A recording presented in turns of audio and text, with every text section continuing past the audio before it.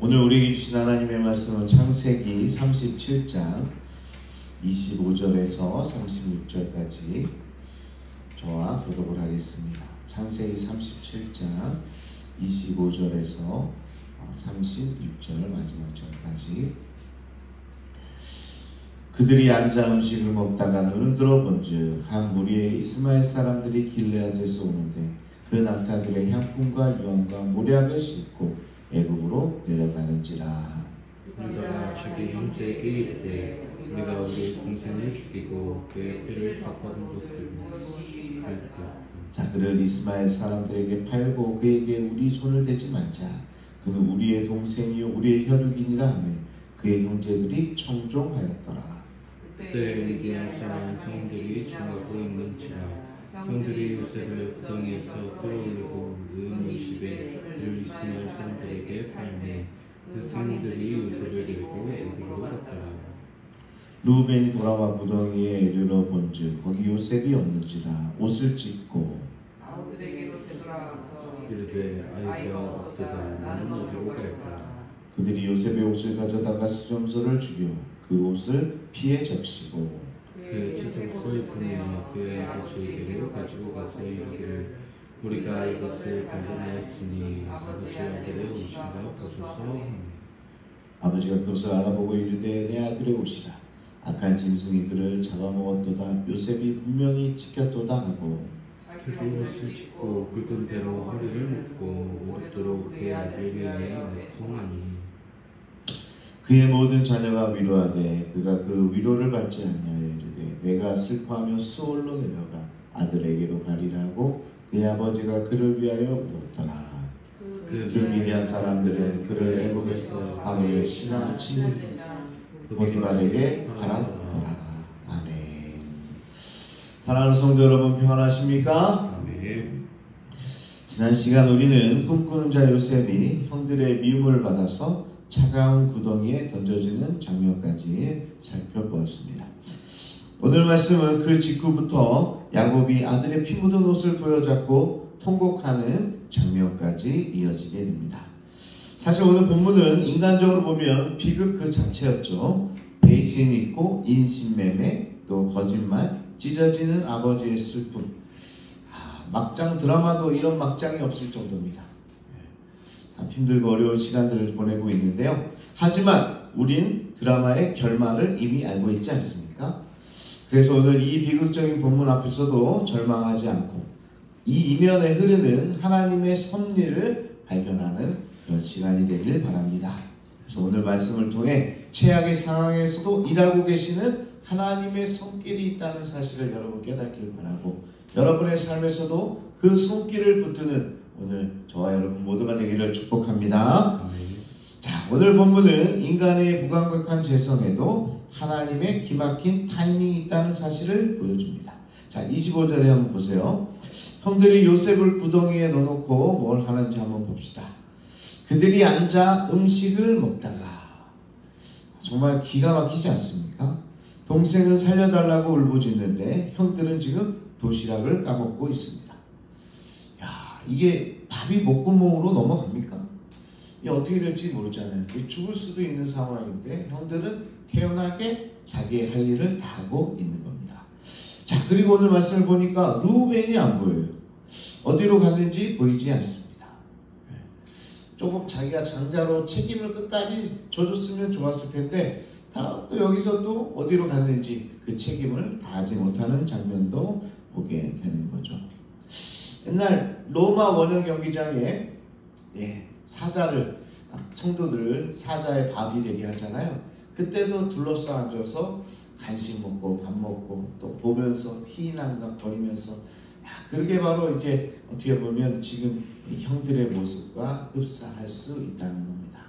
사람이 얼마나 악한지 이렇게 보게 되잖아요. 또 지난번에 오징어 게임이라는 그 드라마 보니까 거기에 사람들이 뭐 어떻게 해서 죽어나가는데 그 VIP라는 사람들은 그 VIP 라운지에 모여가지고 죽는 걸 보면서 저렇게 죽는구나 그러면서 와인을 마시고 있는 모습. 인간이 얼마나 악한 존재라는 사실을 우리가 여기서 깨닫게 되는 거죠. 자, 근데 바로 그때 형들이 눈을 들어 보니까 이스마엘 상인들이 탁 지나가는 거죠. 할렐루야. 여러분, 여기서 아니 목사님 노예로 팔려가는 게 무슨 할렐루야입니까? 라고 저에게 묻는 분이 계실지 모르겠는데 말씀을 입체적으로 봐야 되죠. 지금 이 미디안 상인들이 지나가는 타이밍이 우연이 아니라는 겁니다. 하나님께서 요셉을 살리기 위해서 배치한 신의 한 수였다. 만약 이들이 조금만 늦게 왔다면, 그리고 루벤이 잠깐 자리를 비운 사이에 다른 형들이 요셉을 죽였을 수도 있기 때문에, 야, 이거는 정말 완벽한 타이밍에 이제 미디안 상인들이 딱 오게 된 거고, 그들에게 요셉을 팔게 되는 거죠. 자, 하나님의 섭리, 이거를 프라비던스라고 하는데요. 이 프라비던스가 프로와 비디오의 합성어입니다. 그러니까 프로는 뭐냐? 미리 비디오 뭐야? 보는 거죠. 그러니까 하나님의 섭리는 하나님께서 미리 보고 다 준비해 놓고 계획하는 것을 하나님의 섭리라고 부르는 거죠. 왜 때마침 이스마엘 상인들 또 미디안 상인들이 왜 여기를 지나가게 되는가? 이게 하나님께서 다 요셉의 삶을 미리 보고 지금 준비하고 있는 겁니다. 그래서 저는 이렇게 이야기하고 싶어요. 요셉을 애굽으로 보낼 택시를 딱 맞춰 보내셨다. 콜택시죠, 콜택시. 지금 우리가 어디 갈 때 택시가 잘 안 잡히고 그러면 우리도 핸드폰으로 콜택시를 부르잖아요. 그러면 딱 시간 맞춰서 딱 나가보면 딱 콜택시가 도착합니다. 오늘 그거예요. 하나님이 콜택시를 딱 불러줘가지고 자, 미디안 상인들이 거기에 딱 맞춰서 시간 맞춰서 딱 도착하게 되는 거죠. 비록 그게 노예 상인이라는 험악한 모습으로 왔지만 그것조차 요셉의 생명을 보존하고 비전을 이루기 위한 하나님의 섭니다. 그래서 오늘 말씀을 보면서 묵상하면서 야, 이 콜택시를 보내시는 하나님의 섭리를 바라보면 좋을 것 같습니다. 근데 그 콜택시가요, 요셉에게만 있는 게 아니라 오늘 여러분의 인생 가운데도 있음을 믿으시기 바랍니다. 야, 필요한 그 순간에 하나님이 콜택시로 여러분의 재정을 채워주시고 또 부족분을 채워주시고 또 사람을 보내주시고 이 콜택시의 은혜가 오늘 여러분의 삶에 임하기를 축복합니다. 자, 이제 두 번째로 봐야 될 것은 속이는 자가 속임을 당하게 된다. 뭐 이거는 라반을 통해서도 봤고 여러 번 봤긴 했는데요. 자, 이제 형들은 이 범죄를 덮기 위해 끔찍한 연극을 꾸미는데 숫 염소를 죽여서 그 피를 요셉의 채색옷에 적십니다. 그리고 아버지 야곱에게 가져가 뻔뻔하게 이야기하죠. 우리가 이것을 발견했으니 아버지의 아들이 오신가 보소서. 야, 그냥 자기 형제란 말도 안 하고 요셉이란 말도 안 하고 당신의 아들이 오신가 보소서. 이 말투에도 다 이 형들의 마음이 잘 들어있는데요. 하여튼 이 요셉의 오신가 한번 보소서 이렇게 이야기하고 있습니다. 근데 이 장면 어디서 많이 본 것 같지 않습니까? 어디서 봤죠? 젊은 날 야곱이 아버지 이삭을 속일 때 염소 새끼의 가죽으로 형 에서인 척 하면서 아버지를 속였잖아요. 이삭을 속였잖아요.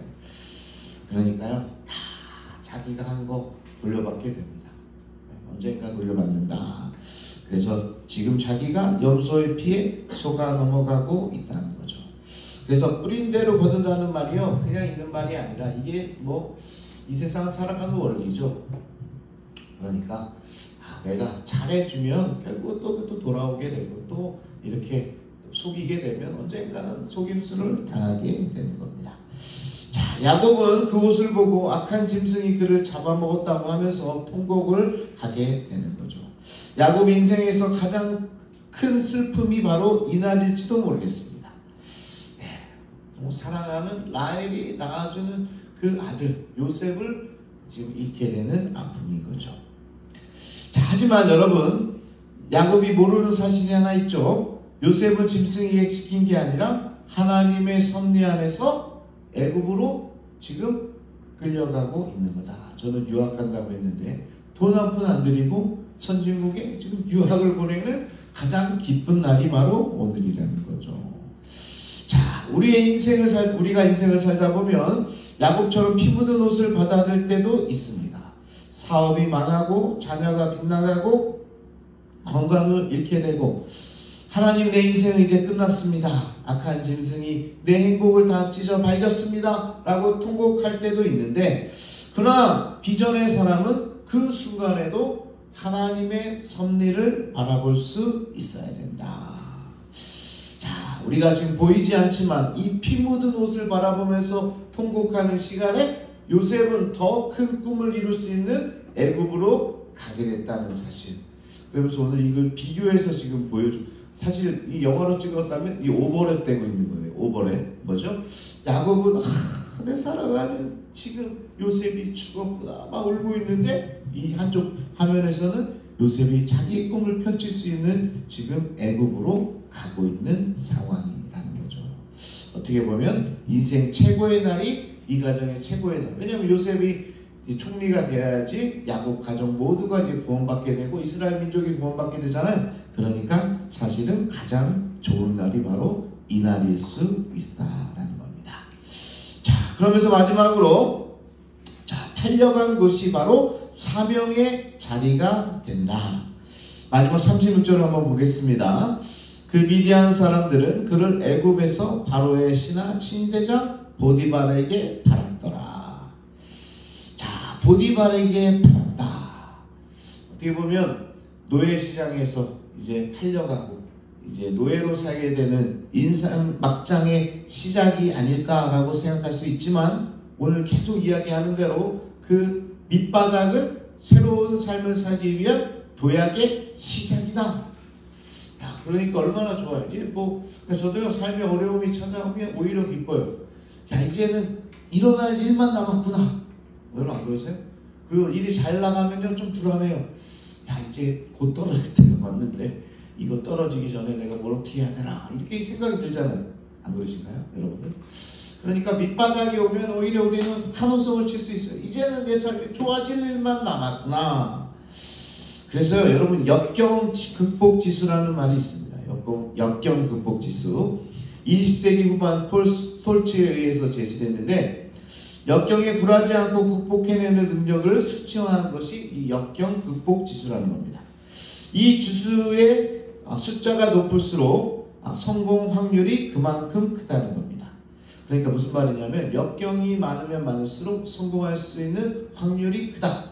밑바닥을 밟아봐야 성공할 수 있는 일이 있다라는 사실을 역경 극복 지수를 통해서 우리에게 이야기하고 있는데요. 이 실패를 성공의 발판으로 삼아 문제를 해결하기 때문에 그렇습니다. 그러니까 밑바닥을 밟아보지 않으면요 그런 동력이 생기지 않는 거예요. 그냥 맨날 그냥 거기서 거기 살다 보면요 성장할 수 있는 폭이 이렇게 제한되어 있어요. 근데 밑바닥을 딱 밟으면 어떻게 돼요? 거기 스프링이 달려있어요. 스프링 뭐예요? 탁 튀어나오는 거죠.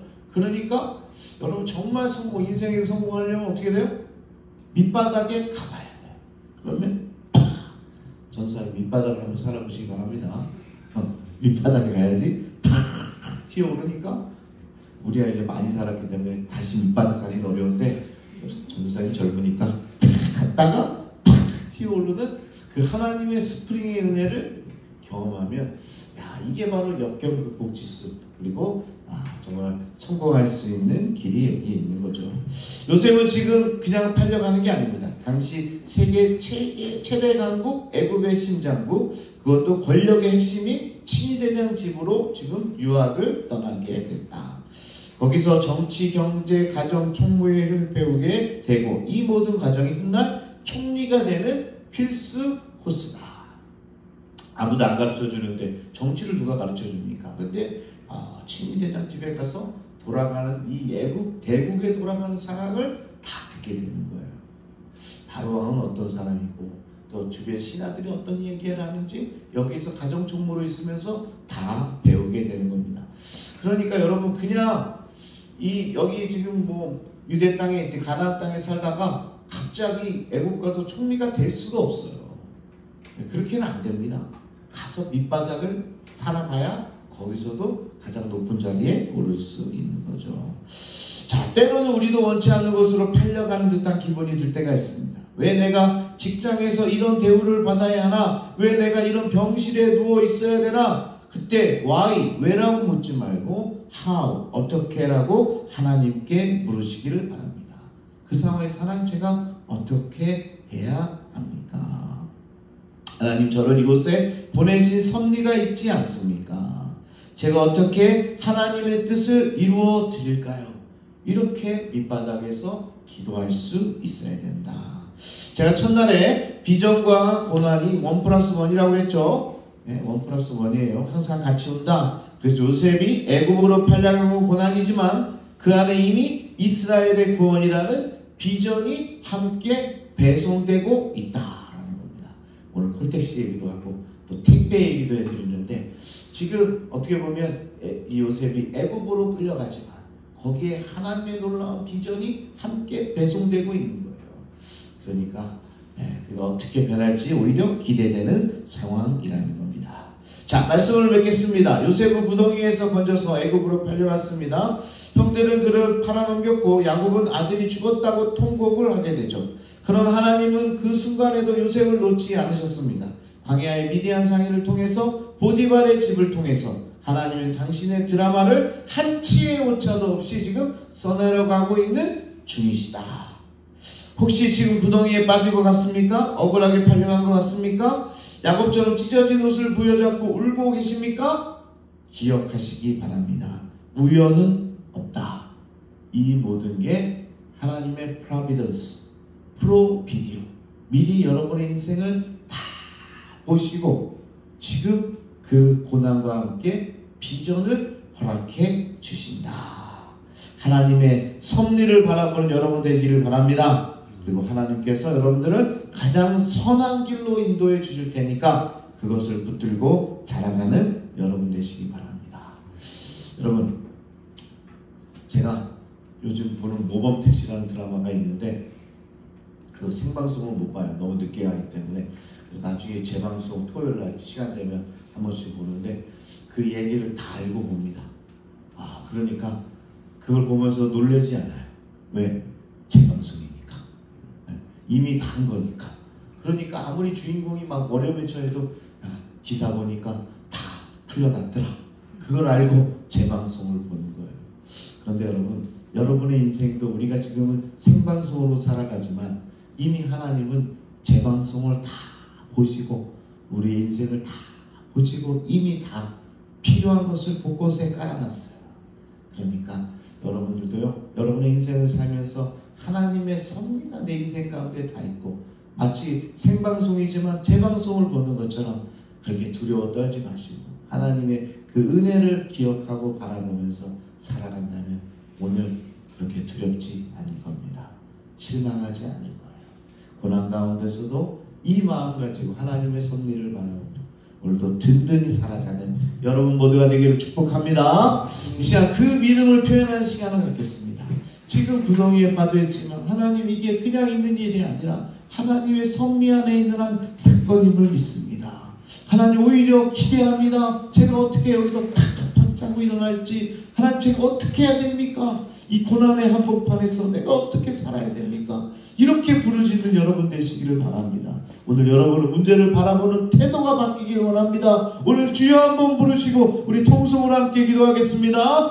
주여